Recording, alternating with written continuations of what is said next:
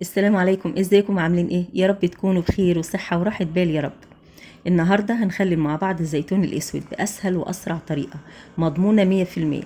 مش هنستعمل زيت كتير، بس مية وملح وليمون وشوية زيت صغيرين. شايفين قد ايه الزيتون جميل مستوي ومحتفظ بلونه الاسود، طعمه روعة في منتهى الجمال. احلى واطعم زيتون ممكن تعمليه. تابعي الفيديو للنهاية علشان تعرفي كل التكات اللي تنجح معاكي الزيتون. بس فضلا وليس امرا، لو عجبك الفيديو اضغطي لايك واشتركي في القناة وفعلي زر الجرس علشان يوصلك اشعار بكل وصفة جديدة انا بنزلها. ويلا نسمي الله ونصلي على رسول الله صلى الله عليه وسلم ونشوف هنعمل ايه. في البداية كده عندي 2 كيلو من الزيتون الاسود. اول حاجة تعمليها تنقي الزيتون، لو في اي حاجة بايظة طرية شيليها لانها ممكن تبوظ الزيتون معاكي كله. اهم حاجة الزيتون تكون حبيته جامدة ناشفة مش طرية. شايفين الزيتون كله جامد ازاي وناشف في منتهى الجمال. انا خللت الزيتون البنفسجي اللي انتوا شايفينه ده وبناكل منه دلوقتي جميل جدا، بس بصراحة لسه ما نزلتش فيديو ليه. قلت انا هنزل الزيتون الاسود وهما الاتنين نفس الطريقة. وخللت الزيتون الاخضر اهو، ده بقى نزلت الفيديو بتاعه وبناكل منه دلوقتي جميل جدا، قعد شهر وبعد كده اكلنا منه. وده زيتون جديد لسه مخللاه بمية وملح وليمون من غير جزر ولا اي اضافات تانية، وان شاء الله جميل برضو. بفضل الله النتيجة بتاعتهم حلوة وناجحة. جربوا الطرق بتاعتي والنتيجة هتعجبكم وهتكون مرضية ان شاء الله. نرجع بقى للزيتون الاسود بتاع النهارده. زيتون اسود كلاماتا، انا سالت البياع قال لي كلاماتا، انا متعوده اجيب التفاحي، فهل ده كلاماتا صحيح ولا لا؟ قولوا لي في التعليقات. اول حاجه هنعملها، هنمسك الزيتون ده زيتونه زيتونه ونديله غزه كده بسيطه بالسكينه، بس عشان المراره تخرج منه بكل سهوله. بس كده، وبعد كده هننزله في مصفى ونرش عليه الملح. هاخده هغسله وارجع لكم تاني. هنزل الزيتون في مصفى وكل شويه زيتون هرش عليهم ملح. هحط لكل كيلو زيتون 4 معالق من الملح. الملح كتير شويه علشان هو اللي بيشيل المراره بنسبه كبيره. كل رصة زيتون هرش عليها ملح.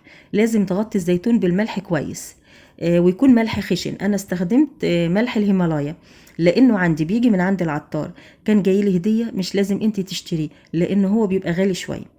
استخدمي ملح خشن بحر او صخري، ولو مفيش استخدمي الملح الطعام العادي خالص. ده شكل ملح الهيمالايا، بيبقى لونه احمر، هو ملح صخري برضو بس مستورد. هغطي بقى الزيتون بتاعنا بكيس بلاستيك وهحط عليه حاجة تثبت الكيس، وهسيبه لمدة 4-5 أيام، وكل يوم نقلبه 3 مرات، مرة الصبح ومرة العصر ومرة بالليل. ولو لقيتي الملح داب ضيفي شوية ملح تاني. ده الزيتون تاني يوم هقلبه قدامكم بالشكل ده، ونغطيه ونرجع نقلبه تاني 2 أو 3 في اليوم. ورجعنا لكم بعد 4 أيام. شايفين الملح داب والزيتون شكله اتغير شوية ازاي؟ كرمش، ما تخافوش من الكرمشة دي، هيرجع تاني زي الأول دلوقتي. ودي المية اللي نزلها الزيتون، فيها مرارة الزيتون كلها. شايفين قد ايه؟ يعني الزيتون دلوقتي اتخلص من 3/4 المرارة بتاعته. هاخده اشطفه من الملح وهنرجع علشان نخلله. وده الزيتون بعد ما غسلته هحط عليه ميه سخنه ونسيب الزيتون فيها لغايه لما تبرد تماما. بعد ما الميه بردت صفيت الزيتون وده شكله نفخ تاني اهو. هجيب البرطمانات بتاعتي معقماها بشويه خل ورجيته ودلقته. هاتي البطرمانات تكون صغيره شويه علشان تعرفي تحفظيها في التلاجة. تسيبي بس اللي هتاكلي منه بره وتحطي الباقي في التلاجة بعد ما يتخلل. هملى البرطمانات بالزيتون واسيب فراغ من فوق بالشكل ده. عبيت البرطمانات كلها، فضل شويه حطيتهم في البرطمان ده. عندي كوبايه عصير ليمون بالمج العادي اللي موجود في كل بيت.